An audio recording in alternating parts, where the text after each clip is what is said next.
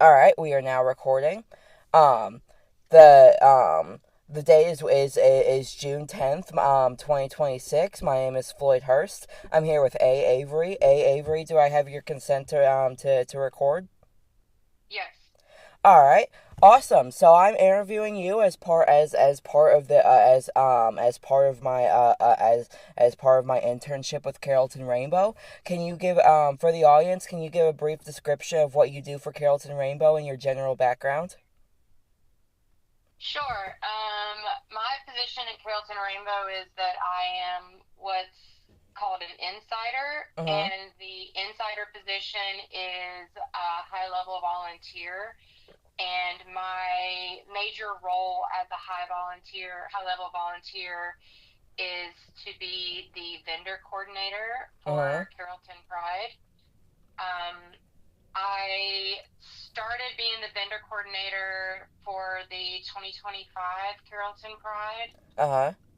Prior to that, I helped set up Pride in 2024, and I participated in the Pride in 2023, but I didn't meet Carrollton Rainbow or become involved in the organization until May or June, I think. June of 2023 was when I first met everybody. So I've just progressively taken on more responsibility. Did you want me to talk about what I do as vendor coordinator? Yes. Okay. Um, so as the vendor coordinator, my responsibility is to um, review the vendors after they've applied to participate in Carrollton Pride, Mhm. just to make sure that they look like supportive organizations or um, just vendors who are allies for our community or members of our community. Right. So I want to screen that to make sure nobody's getting in that doesn't belong Mhm. or that wants to, cause us any harm. Right. Uh, then after I've reviewed them, I'll send them an email letting them know that their application has been received and that they're going to be able to be a vendor at Carrollton Pride. Mhm. And then a little later, I send a save the date email to all the vendors who have submitted requests and been approved, just reminding them what the date is and what time the festival is. Closer to time, I start to send out emails with more pertinent information, like what time they need to be there for load in, what time is load out, Uh-huh. that kind of stuff. I also create a diagram of the space that we use, the ballroom, the atrium, and the outdoor space, and I assign vendors to their booth. Uh-huh. And I try to make a good mix of um, nonprofits with people selling crafts and that kind of thing. Right. And I also try to make sure that, I don't put two people selling crochet right next to each other. Maybe I Right. separate them out. So I do take time with that. Some vendors prefer to be outside. So if they've requested an outside booth because maybe they're used to that kind of thing and they already have like a 10 by 10 tent they want to use, Right. then I put them outside. Otherwise, the inside is first come, first serve. So once I run out of inside space, then people get assigned to outdoor space. Mhm. But it's been pretty good. And I work alongside Angie Lee. She's the volunteer coordinator for Pride. Uh-huh. So the two of us work together. Oh, also with the with the vendor placement, I create a spreadsheet where it's both alphabetical order by vendor name and also in table order by vendor name. And then that way the volunteers can help the vendors during check-in, help them find their table and that kind of thing. So, That's cool. yeah. The what made you want to be vendor coordinator in particular? Um, well, I'm very like math and science oriented. Like my brain likes spreadsheets and numbers, that kind of thing. Uh-huh. I'm less inclined to want to manage people. I like to manage things. Right. And I know that vendors are people, so I'm not trying to make it sound like they're not. But I'm really good at that kind of like, the spreadsheets and the spatial and that kind of thing. Like Right. that's kind of like where my strengths are. And so um, I would say that I chose that position because I knew my strengths were in that space, and I wasn't fighting anyone else for it either. Like, just kind of like, I could do this if you guys want me to, and they were like, yes, please. Right. So, and I feel like it went really well last year. I think Angie and I make a great team, and then of course everyone else on the board is supporting and participating as well. But we just kind of manage the big stuff, and then they come in as well. So it went really well last year, and I feel good about this coming up year. Yeah, I'm excited for this coming up year too. How would you say that? How would you say that Pride has grown since you started showing up as a guest versus now when you're an insider? How would you say that it's grown, and how would you say that support from the community has fluctuated? Well, when I first participated in Pride, it was at the Ag Center. I think that's what the building is called. Mm-hmm. Um, so it was a smaller area. I think that they had to turn away vendors because they ran out of room. Right. So that area, that room was smaller, and then the ones who were outside, it was kind of, they were in like a barn area, Right. you know. So I think that um, just that alone, that it moved to the university in 2024.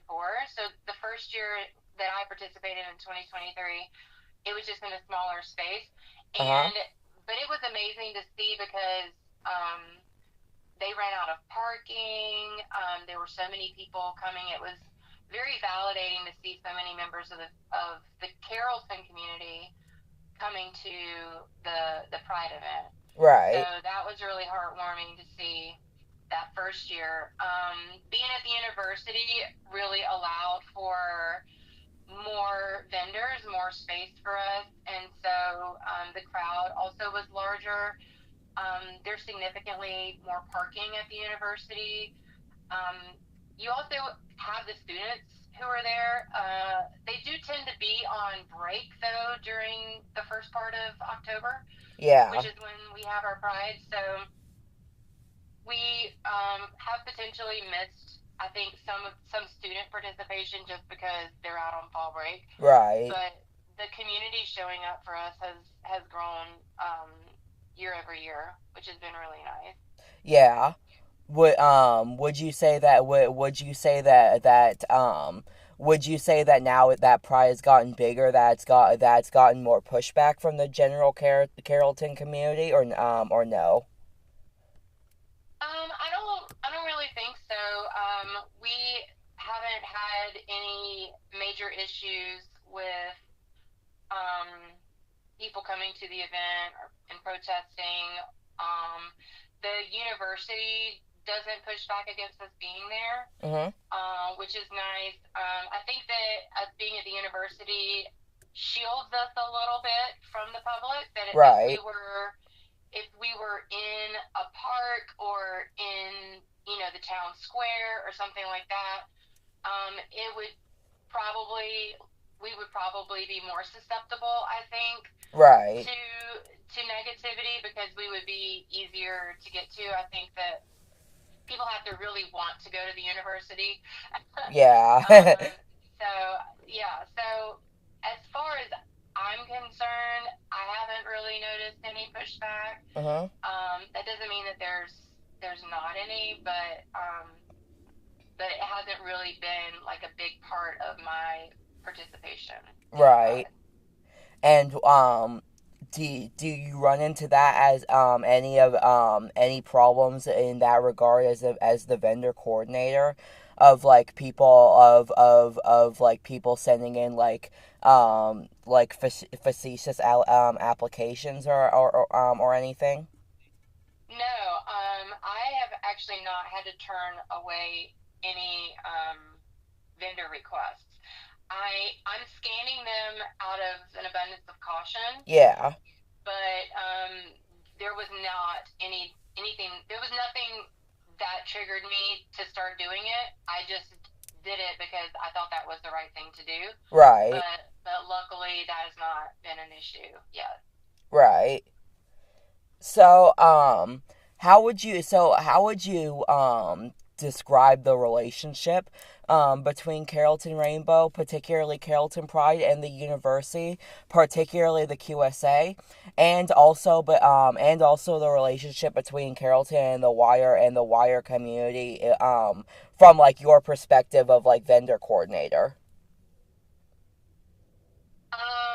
The well, to start with the QSA, we did have a lot of student engagement Mhm. when this last year.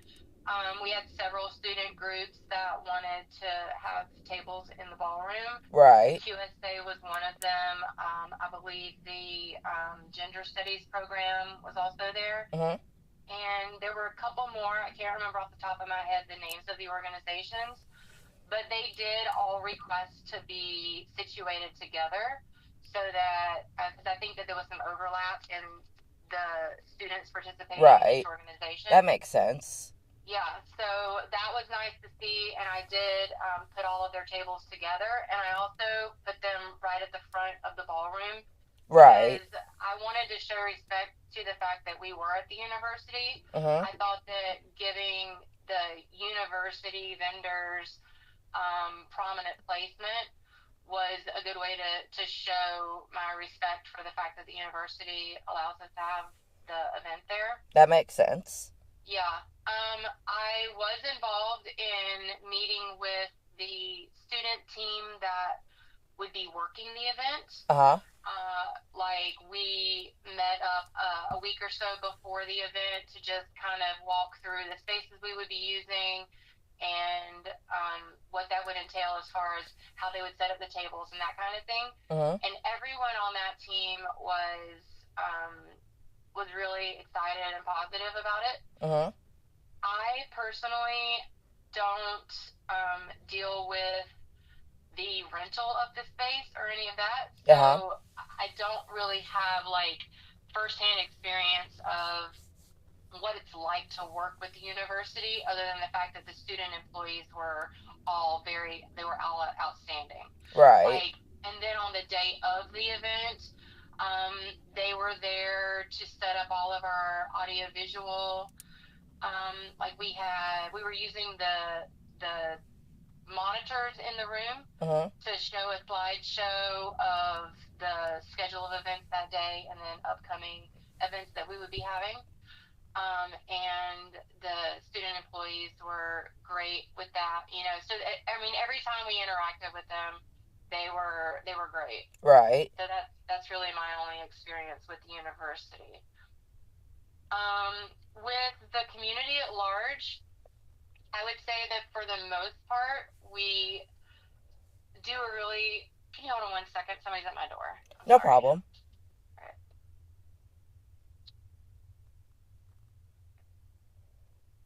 Thank you. No.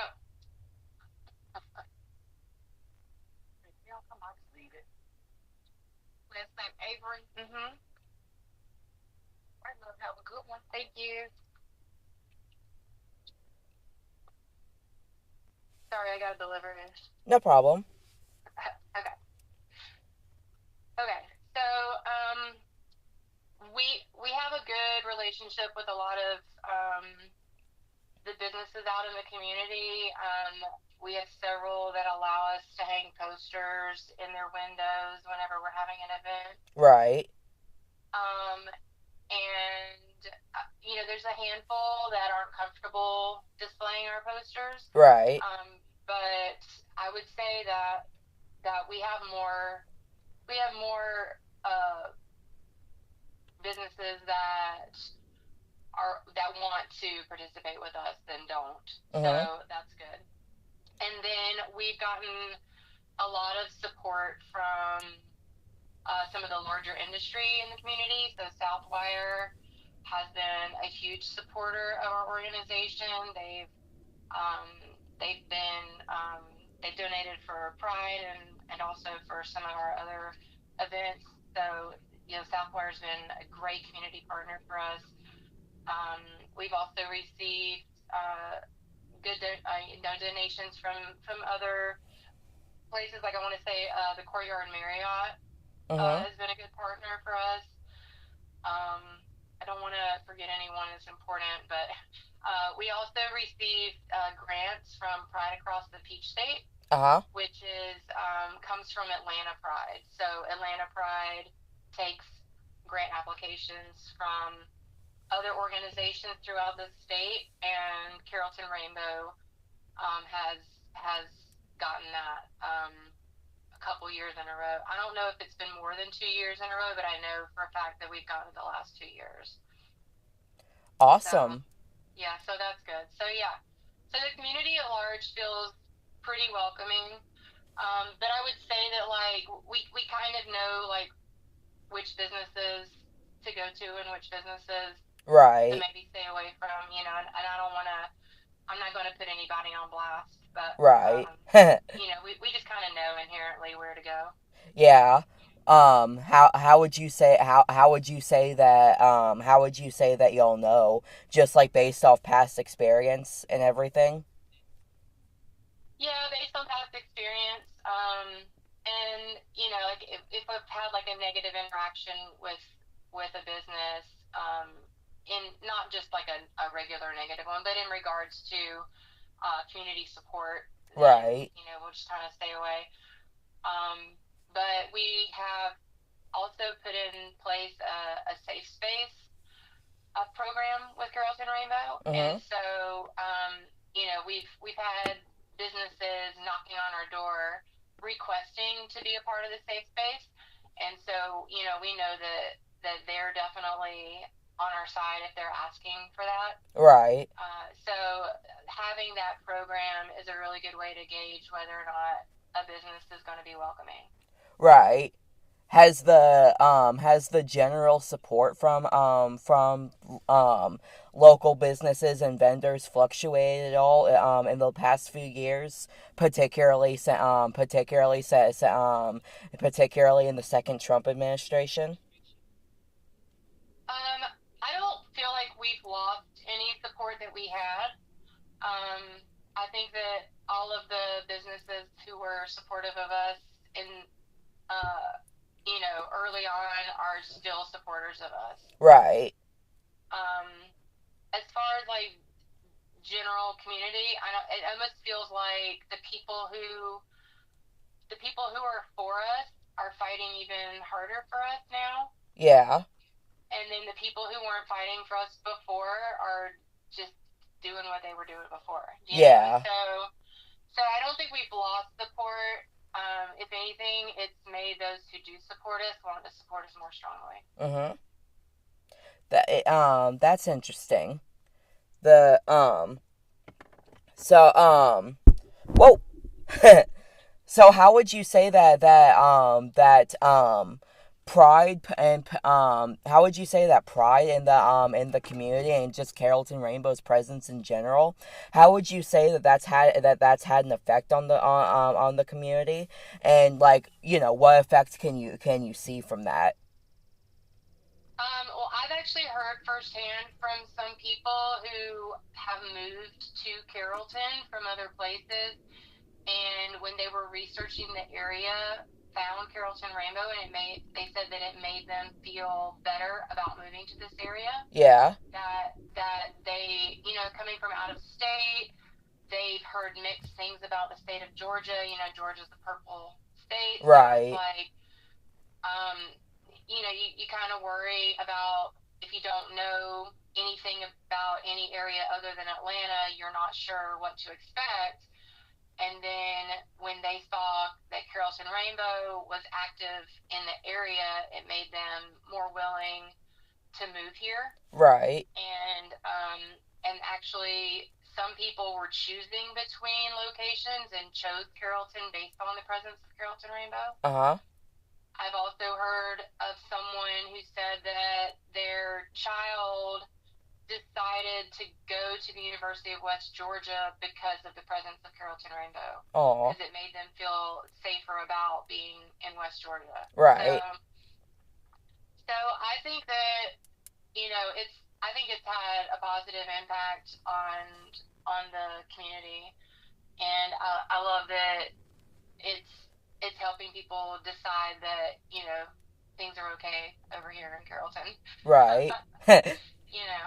So I mean, we didn't know anything about Carrollton Rainbow. We've lived out here in Villa Rica for quite some time, and Uh-huh. um, just happened to see an event on Facebook one day. We were like, oh, we didn't even know there was a Carrollton Rainbow. Mhm. So we missed many years of Pride, not realizing that the organization was out there. What effect did you say that Carrollton Rainbow has had on your life personally? Oh man, on my life personally, I mean, my friend group has expanded significantly. I Yeah. mean, I have so many friends now through Carrollton Rainbow that I never would have met. I mean, we had very few friends out here in West Georgia. Right. We um, we would go to Atlanta, like Midtown area, just to be around other gay people, Right. other queer people, and now it's like we don't have to go too far from home to be surrounded by queer people. So Right. that's been really nice. Um, yeah, and I mean my weekends stay pretty full. And we also have several times during the week where we'll meet up. We have the walking club Right. couple of Sundays a month. We have Greenbelt cleanup one Sunday a month. A bunch of us meet up for trivia once a week if we can. Um, we have like coffee and conversation that meets up. I go to there's a support group we have called Trans Connect that meets Uh-huh. once a month, and I go to that when I can. I travel for work, so I'm not always in town, so I do miss some of the weekday events, Right. but they're happening whether I'm there or not. You know Mhm. what I mean? So other Yeah. people are getting together. It's just kind of a rotating cast of characters because people have other things, other obligations sometimes. So Right. it's nice to get to see our my friends throughout the week. Um, and then there's one other thing that and like once a month we do a meetup at a restaurant. Uh-huh. Typically it's a spirit night situation where the restaurant is going to give Carrollton Rainbow a percentage of the proceeds. Uh-huh. Um, Not every single time. Sometimes we just go to a restaurant that's been affirming to us, even if they're not able to provide Spirit Night funds. Right. But we do that event once a month, which is also nice. It's a nice way to get together. Uh-huh. You sometimes moderate the trans support group, right? I've moderated it. I moderated it one time. That was yeah, the most recent one I moderated. But typically it's moderated by either Riley or Kristen. Yeah. Yeah. How did you come to moderate it last time? Um, I was well. I was available. First of all, the other two moderators were not available. I was in town, and I have been several times, so I understood just kind of the general way that the meeting flows. Right. So I volunteered to be the moderator because of that. And then I don't know if it makes a difference. I don't know that age makes a difference necessarily, but because I'm older, it's like when the room is full of young people, and I almost feel like they're looking to me. Yeah. And it may be, I may be projecting, like they might not be looking to me, but but when I was young, I looked to older people, Right. and so I'm kind of projecting that onto myself from them, and so I kind of felt like, okay, well, I'm like the oldest person in the room, so I need to be in charge, which Right. is probably not the right way to think about things, but it's more about the fact that I had just been several times and understood the flow of the meeting, I think, Right. more than anything else.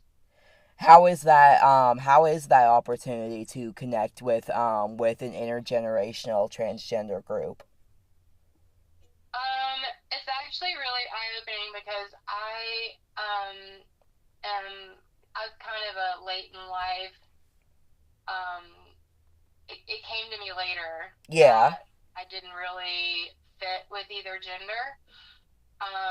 So it's actually very refreshing to see people who have figured themselves out significantly earlier in life. And because I don't consider myself a queer elder because I didn't come up through that. You know what I Right. mean? Like I didn't come up as queer.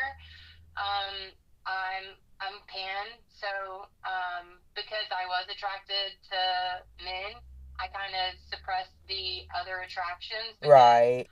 I wanted to be quote unquote normal, like the fake Yeah. normal word.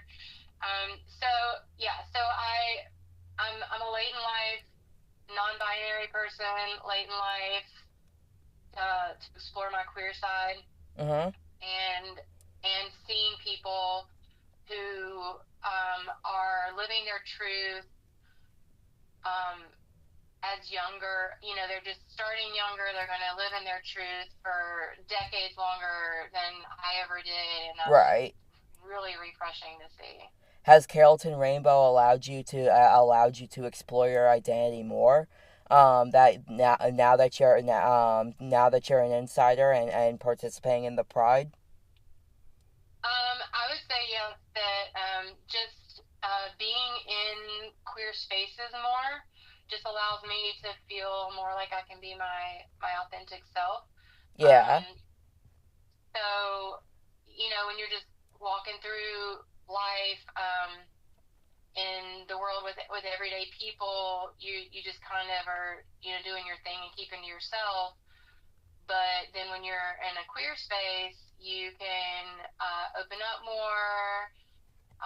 You can share more of yourself and just be more of who you are, and it kind of helps you.